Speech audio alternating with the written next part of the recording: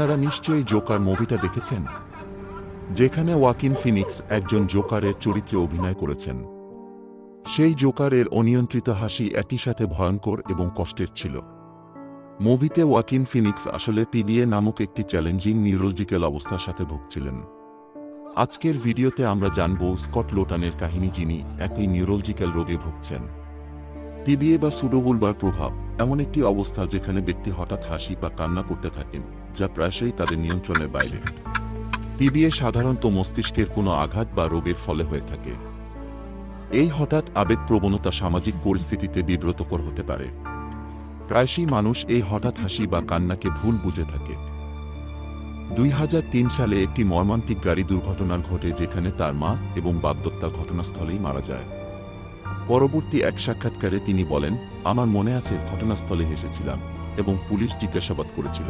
আমার মা এবং আমার বাগদত্তা উভয়ের জন্যই আমাকে সবার থেকে নিজেকে আলাদা করতে হবে ভেবে আমি মাঝে মাঝে হাসিতে ফেটে পড়তাম। তিনি আরও বলেন, হাসির সময় শ্বাস নেওয়ার চেষ্টা করার ফলে দম বন্ধ হয়ে আসে। এছাড়াও মুখে থুতু জমা হয় এবং শ্বাস নিলে থুতুটি ভুলে শ্বাসনালীতে চলে যায়। ঘাট সত্যিই ব্যথা হয়ে যায় এবং টান উপশম করার জন্য মাথা নাড়তে হয়। স্কট লোটানের ক্ষেত্রে এই অবস্থা তার দৈনন্দিন জীবনে এবং সামাজিক ইন্টারাকশনগুলিতে ব্যাপক প্রভাব ফেলেছে। প্রায়শই মানুষ এই হঠাৎ হাসি বা কান্নাকে ভুল বুঝে থাকেন, যা পারস্পরিক বোঝাপড়ায় বাধা দান করে। এই ভয়ানক অনিয়ন্ত্রিত হাসির কারণে মানুষ তাকে অনেক সময় মাদকাসক্ত বা পাগল মনে করে, এমনকি তাকে মারার জন্য এগিয়ে আসে।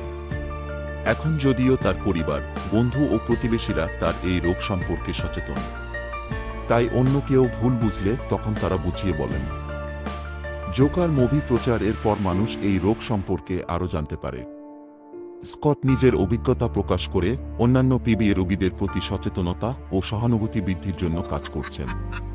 তিনি ব্যাখ্যা করেন যে পিডিএ কেবল মানসিক চাপ নয়, এটি একটি শারীরিক সমস্যা যা উচিত চিকিৎসা ও যত্নের মাধ্যমে নিয়ন্ত্রণ করা যায়। পিডিএর চিকিৎসা হিসেবে মূলত অ্যান্টিডিপ্রেসেন্ট এবং অন্যান্য স্পেশালাইজড ওষুধ রয়েছে, যা এই অবস্থার উপসর্গগুলিকে কমিয়ে আনতে সাহায্য করে। স্কট এই ভয়ঙ্কর ক্ষতি থেকে ফিরে আসতে এবং নতুন করে একটি পরিবার তৈরি করতে সক্ষম হয়েছিল।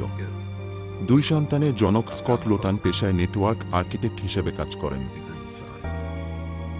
এত কিছুর পরও স্কট লোটান জীবনে হার মানেননি এবং আস্তে আস্তে মানিয়ে নিতে শিখেছেন।